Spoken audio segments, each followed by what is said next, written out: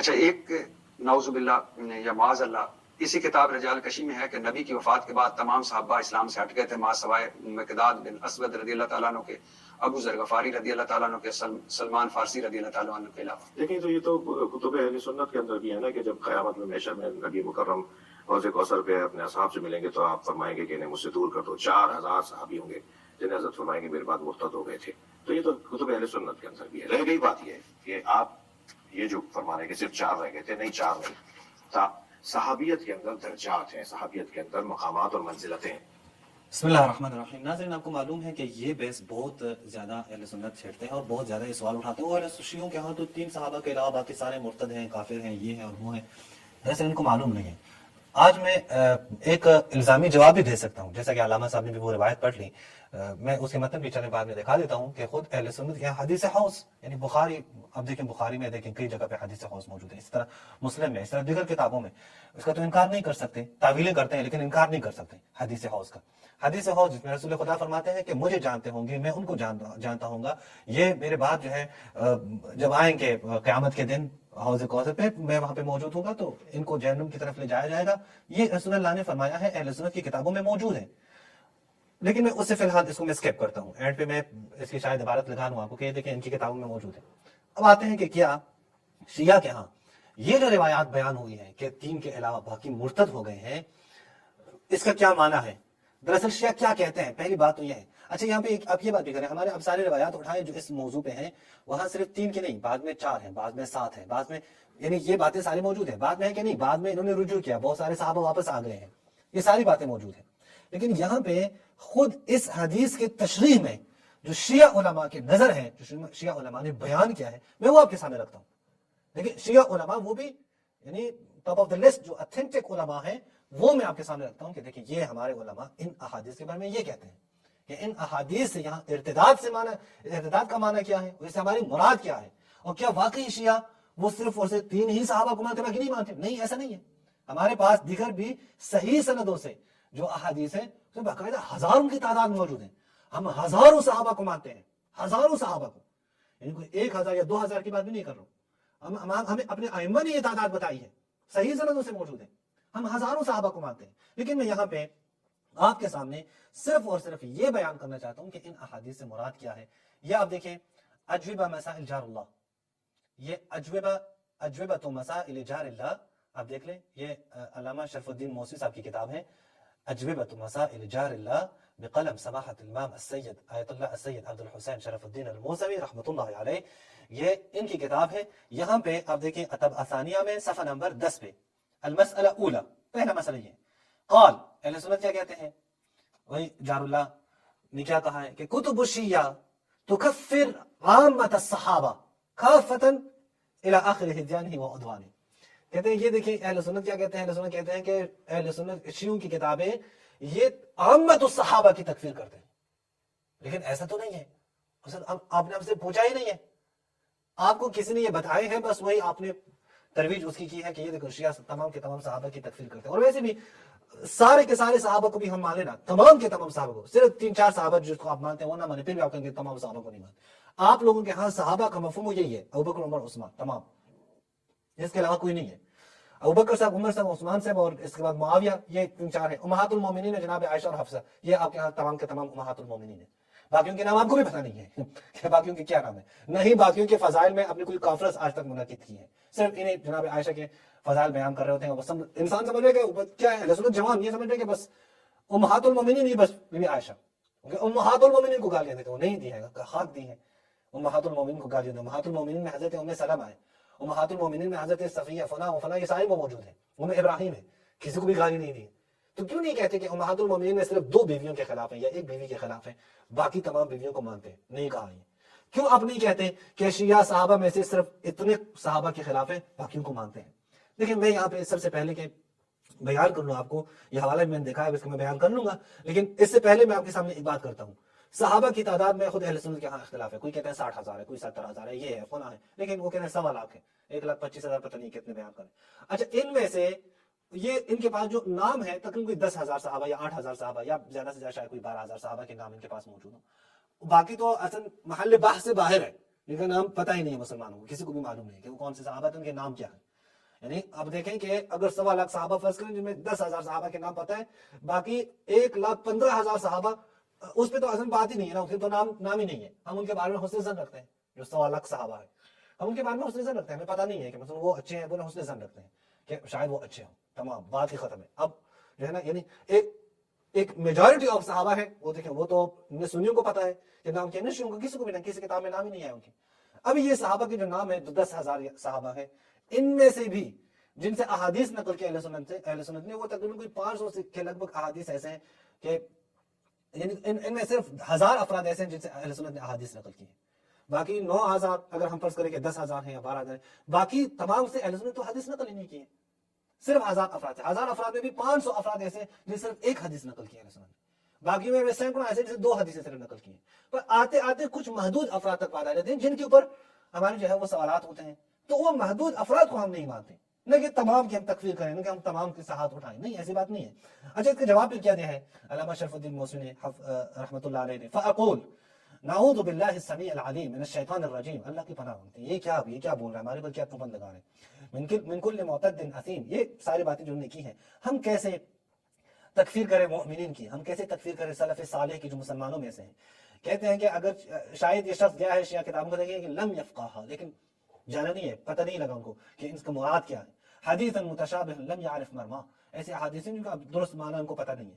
پھر فلا وما اظن الذي رآه في جميع كتب الشيعة من تلك السنن الا دون ما هو في صحيح البخاري, جو صحیح بخاری میں ہے, جیسے کہ علامہ شہنشاہ نقوی صاحب نے بھی یہی بات کی. اب صحیح بخاری میں جو کچھ ہے اس سے زیادہ تو شیعہ کتابوں میں کچھ نہیں ہے نا.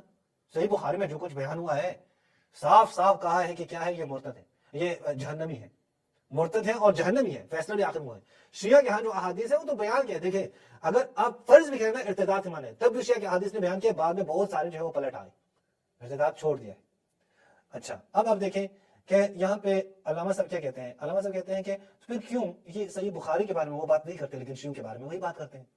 وَلِمَ لَمْ يَعْتَذِرُوا عَنْ كُتُبِنَا بِمَا اعْتَذَرُوا بِهِ عَنْ كُتُبِهِمْ, کیوں اپنی کتابوں کے لیے عذر تلاش کرتے ہیں, یہی احادیث وہاں بھی موجود ہیں, لیکن ہماری کتابوں میں ہوں تو وہاں پھر شور مچانا شروع کر دیتے ہیں. والجواب هو الجواب, لیکن جو جواب وہاں دیں گے یہ جواب یہاں پہ بھی ہے. وَإِلَيْكَ مَا أَخْرَجَهُ الْبُخَارِي فِي بَابِ الْحَوْضِ, چلیں اس کی پڑھ لیتے ہیں, اس کی اگرچہ میں نہیں چاہتا کہ اس کی عبارت میں پڑھ لوں. یہاں پہ باب الحوض میں جو بخاری صاحب نے نقل کیا پیغمبر اکرم سے صلی اللہ علیہ وآلہ سے, بین انا قائم فاذا, رسول اللہ فرماتے ہیں کہ میں کھڑا ہوں گا اور ایسے کچھ لوگ ہوں گے کہ جو جہنم کی طرف لے کے جایا جائے گا. میں کہوں گا, یہ کہا جائے گا کہ یہ جہنم کی طرف لے کے جا رہے ہیں. میں کہوں کیوں لے کے جا رہے ہیں, کہتے ہیں یہ تو تمہارے بعد جو ہے یہ مرتد ہو چکے تھے, اور کہتے ہیں کہ حتی اذا عرفتہم, میں ان کو پہچان لوں گا ان کو. پھر میں پوچھوں گا کیوں ہے, کہتے ہیں یہ تو جہنم کی طرف لے کے جائیں گے. یہ صحابہ کے بارے میں, اور یہ سارے احادیث ہیں کہ وَأَخْرَجَ فِي آخِرِ الْبَابِ, پھر وہ حدیث لے کے آئے ہیں, اس طرح دیگر جگہوں پہ ساری وہ حدیث لے کے آئے ہیں. یہ عجوبۃ المسائل الازہریہ حول مصادر التشریع عند الامامیہ, جناب احمد سلمان حفظہ اللہ کی, شیخ احمد سلمان کی, یہاں پہ صفحہ نمبر 121 پہ. اس کتاب کو اردو ترجمہ بھی موجود ہے. ومن هنا يتبين لك ان ما ينسب للشیعہ, یہاں پہ کہتے ہیں پوری بات کرنے کے بعد پھر کہتے ہیں کہ جو شیعوں کی طرف وہ بات شیعوں کی طرف منسوب کی جاتی ہے, جو کہتے ہیں کہ آخر میں دیکھیں صحیح سند کے ساتھ امام صادق علیہ السلام کی روایت لے کے آئے کہ اصحاب رسول اللہ جو بہترین صحابہ تھے, تقریباً 12,000 تعداد بیان کی امام نے. اس کے بعد کہتے ہیں کہ یہ جو تکفیر کل صحابہ اس کی نسبت دی جاتی ہے شیعوں کی طرف یا معظم صحابہ, وہ صرف اور صرف ایک تہمت ہے, بہتان ہے, جو تہمت اہل سنت شیعوں پہ لگا دیتے ہیں. ان میں سے یہ ہے, اور عبرت تاریخ میں, یعنی پوری تاریخ میں اہل سنت نے تہمتیں ہی لگائی ہیں. بعض تہمتیں بھی نہیں لگا سکتے, یعنی گزر گیا.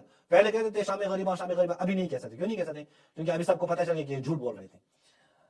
اچھا پھر کہتے ہیں وَمَن يَقْرَأْ كُتُبَهُمْ, جو بھی شیعوں کی کتابیں پڑھ لیں, شیعوں کی مرویات پڑھ لیں, تو جان لے گا کہ انہم یجلون عددا کبیرا من الصحابہ ویحترمونہم, کہ اہل شیعہ جو ہیں وہ بہت سارے صحابہ کی تجلیل کرتے ہیں, ان کا احترام کرتے ہیں, ان کی تعظیم کرتے ہیں. بل ویرون عنہم, بلکہ ان سے روایت کرتے ہیں. لا کما قال الشیخ, نہ کہ وہ شیخ صاحب نے جو کچھ کہا ہے جس کے نقد میں یہ کتاب لکھی ہے کہ یہ سارے کے سارے روایات ان کو نقل کرتے ہیں. غایت ما فی الامر ان شیعہ آمنوا الصحابہ مثل بقیت رواة الحدیث. ہاں یہ ہے کہ ہم صحابہ کے ساتھ وہی معاملہ رکھتے ہیں حدیث کے نقل کرنے میں جس طرح باقی راویوں کا کے ساتھ ہم معاملہ کرتے ہیں, کہ ضعیف ہے, ضعیف نہیں ہے, نسیان کا شکار ہے یا نہیں ہے, پتہ نہیں یہ کاذب ہے یا کاذب نہیں ہے. یہ باتیں ہم صحابہ کے بارے میں بھی کرتے ہیں. صحابہ میں سے کون ضعیف ہیں, صحابہ میں سے کس کا حافظہ خراب ہو گیا تھا, صحابہ میں سے کون تدلیس کرتا تھا, صحابہ یہ باتیں تو کرتے ہیں. جس میں یہ بیماریاں ان سے حدیثیں نہیں لیتے, جس میں نہ ہو ان سے حدیثیں لے لیتے ہیں. کیا آپ کے ہاں جن صحابہ سے ہم نے احادیث لی ہے, کیا آپ ان کی صحابیت کا انکار کرتے ہیں؟ کیا آپ کہتے ہیں کہ وہ صحابی نہیں ہے؟ آپ کہیں کہ وہ صحابی نہیں ہے, پھر تو بات ہی ختم ہے. علی حال یہ ایک دوسرا عالم ہے جنہوں نے اس بات کے اوپر جواب دیا کہ یہ بات غلط ہے. کتاب الطہارہ میں جلد 40 میں امام خمینی رحمۃ اللہ علیہ نے یہاں پہ جواب دیا ہے, المجلد 40 میں یہاں پہ آپ دیکھیں, یہاں پہ جواب دیا ہے 440 صفحے پہ, والظاہر عدم ارادت ارتداد جمیع الناس. دیکھیں یہاں پہ مراد یہ نہیں ہے کہ تمام کے تمام لوگ وہ مرتد ہیں, سواء کانوا حاضرین فی بلد الوحی ام اولا, چاہے وہ بلد وحی پہ موجود ہیں یعنی مدینہ میں موجود ہیں یا نہیں موجود نہیں ہے. سب لوگوں کی, تمام لوگوں کی ارتداد کی بات نہیں ہو رہی, بلکہ یہاں ارتداد کی بات کیا ہے کہ نقص عہد الولایہ, کہ عہد ولایت کو نقص کیا ہے. ولایت کا جو عہد رسول اللہ نے دیا تھا وہ توڑا ہے لوگوں نے, اور یہ علامہ صاحب نے بیان کیا, یہاں ایسا ہی ہے. وَلَوْ ظَاهِرٌ وَتَقِيٌّ لَا الْإِرْتِدَادُ عَنِ الْإِسْلَامِ, نہ کہ یہ اسلام سے مرتد ہو گئے تھے. یہ ایک تیسرا عالم جو میں شیعوں کا لے کے آ رہا ہوں. نتائج الافکار فی نجاست الکفار, یہ جناب گلپیگانی صاحب رحمۃ اللہ علیہ, آیت اللہ گلپیگانی, انہوں نے لکھی ہے یہاں پہ صفحہ نمبر آپ دیکھیں 196 پہ. وہ کہتے ہیں کہ اگر آپ نے یہ کہا, لیکن بالکل پورا جواب ہے جو انہوں نے دیا ہے, فما تصنع بما قاله الامام ابو جعفر علیہ السلام, جو امام باقر علیہ السلام سے روایت ہے, ارتد الناس بعد رسول اللہ الا ثلاثہ, کہ رسول اللہ کے بعد تمام کے تمام لوگ مرتد ہوئے الا ثلاثہ, مگر 3 افراد, سلمان, ابو ذر اور مقداد. نقول, جواب کیا, ان هذا الارتداد, یہ جو ارتداد ليس هو الارتداد المصطلح, یہ مرتد جو اصطلاحی ارتداد وہ ہے وہ معنی نہیں ہے کہ جو کفر کا موجب بنتا ہے, نجاست اور قتل کا موجب, بل الارتداد ہونا ہوا نقص عہد الولایہ, کہ عہد ولایت کو انہوں نے توڑا ہے, رسول اللہ کے وعدے کو انہوں نے پامال کیا ہے. ونو رجوع عن مشی الرسول العظم, رسول اللہ جو راستے پہ جا رہے تھے وہاں سے یہ ہٹے ہیں. وعدم رعایت وصایاہم, رسول اللہ کی جو وصیتیں ہیں ان کی رعایت نہیں کی ہے. ولو کان المراد منه هو الارتداد الاصطلاحی, اگر مراد یہاں پہ اصطلاحاً مرتد ہونا مراد ہوتا, لکان الامام علیہ السلام بعد ان تقلد القدرہ وتسلط علی الامور, بعد اس کہ امام علیہ السلام کو, امیر المؤمنین کو حکومت مل گئی, وہ منصب خلافت کے تخت پہ بیٹھ گئے, منصب خلافت تو پہلے ملے, خلافت کے تخت پہ جو بیٹھ گئے, تو یضع فیہم السیف, تو مولا علی تلوار کھینچ لیتے اور ان میں سے اول سے لے کر آخر تک سب کو قتل کر دیتے. کیوں؟ کیونکہ بلحاظ ان توبۃ المرتد الفطری لا تمنع قتلہ, یعنی وہ کہتے ہیں کہ مرتد فطری کا جو توبہ ہے وہ اسے قتل سے روک نہیں سکتا, اس کو قتل کر سکتا ہے. اگر یہ ہے مسلمانوں کا یہی نظریہ ہے ان کے بارے میں, تو پھر مولا علی کیا نہ اٹھاتے, اٹھا لیتے. اگر واقعی ہم ارتداد کے بارے میں جو کچھ کہہ رہے ہیں اور ہم کہتے ہیں کہ یہ سب کے سب پھر مرتد ہو جاتے ہیں, تو اس بنا پر کیا مولا علی تلوار نہ اٹھاتے, ان سب کو قتل نہ کرتے؟ اب تو حکومت ہاتھ میں آئی تھی نا. لیکن یہ بات بالکل بھی درست نہیں ہے. یا حتی عقل کہہ دیتے کہ بھائی یہ سب مرتد ہو چکے ہیں, جیسا کہ مولا علی نے باقی جگہوں کی عذر بیان کی ہے نا کہ میری بات نہیں مانی جاتی, تو یہاں پہ بھی کہتے تھے. لیکن نہیں, یہاں پہ کوئی بات ہمارے سامنے نہیں ہے کہ مولا علی نے کہا ہو کہ میں جو لوگ مرتد ہو گئے تھے وہ سب کے سب مرتد ہیں, میں ان کو قتل کرنا چاہ رہا تھا لیکن میں ان کو قتل نہیں کر سکتا فلاں عذر کی وجہ سے. تو یہ بات بھی ٹھیک ہے, پھر جو ہے نا ان کی بات درست ہے. لیکن یہ بات بھی تو نہیں ہے نا, یہ بات تو موجود ہی نہیں ہے, عذر تو موجود ہی نہیں ہے. باقی تمام چیزوں کے اوپر عذر موجود ہے, تراویح کے اوپر ہے, فدق کے اوپر ہے, وہ سب جگہ مولا علی نے بیان کیا ہے. لیکن یہاں پہ تو نہیں ہے کہ یہاں پہ مولا علی نے بیان کیا ہو. اس کا مطلب یہ ہے کہ یہ ارتداد عن الاسلام نہیں ہے, بلکہ ارتداد کیا ہے, ارتداد اس معنی میں ہے کہ یہاں پہ یہ مرتد ہو چکے ہیں, یعنی منہ موڑا ہے رسول اللہ کے وصایا سے. ارتداد یعنی پلٹ گئے ہیں رسول اللہ کی وصیتوں سے. اور ارتداد قرآن میں بھی, احادیث میں دیگر جگہوں پہ آیا ہے, وہاں سے مراد یہ مرتد عن الاسلام نہیں ہے. مرتد وہ ایک خاص نقطہ ہوتا ہے, ایک خاص زاویے میں وہ کہہ دیتے ہیں کہ یہاں پہ یہ مرتد ہو چکے ہیں. یہ مراد کبھی بھی نہیں ہو سکتا کہ ہم کہیں مرتد عن الاسلام ہے. لہٰذا آپ جھوٹ نہ بولیں, آپ جھوٹ نہ بولیں. اس طرح اگر میں آ جاؤں تو پھر میں بہت سارے لوگوں کو کافر کہہ دوں گا. حقیقت ہے ارتداد کا ہر جگہ پہ الگ الگ معنی ہے, سب جگہ پہ ایک معنی نہیں ہے. اسی طرح کفر کا, مثلا قرآن اہل سنت کے ہاں روایت ہے, سباب المسلم فسوق وقتالہ کفر, مسلمان اگر دوسرے مسلمان کو گالی دیں تو فاسق بن جاتا ہے, اور اگر قتل کر دیں تو کافر بن جاتا ہے. تو اب میں پھر گن لوں کہ کون کون کافر ہو گیا تھا؟ نہیں, یہاں پہ کفر کا وہ معنی نہیں ہے کہ وہ اسلام سے خارج ہو جاتا ہے, وہ خدا کا ہی انکار کر بیٹھتا ہے. یہاں پہ کفر کا ایک الگ معنی ہے. اسی طرح ہر جگہ پہ ان الفاظ کا, ان باتوں کے, ان ورڈز کے الگ الگ میننگز ہوتے ہیں. آپ ایک معنی لے کے وہ سب جگہ پہ فٹ نہیں کر سکتے. اسی طرح یہاں پہ ارتداد بھی ہر جگہ پہ ایک الگ الگ معنی ہے, وہ ایک آپ اٹھا کے سب جگہ پہ فٹ نہیں کر سکتے. یعنی اس کا مطلب یہ ہے کہ آپ جو مشہور کیا ہے آپ نے ارتداد کے حوالے سے، یہ شیعوں کے اوپر صرف اور صرف کیا ہے؟ تہمت ہے، تہمت کے علاوہ کچھ بھی نہیں۔ والسلام علیکم ورحمۃ اللہ وبرکاتہ۔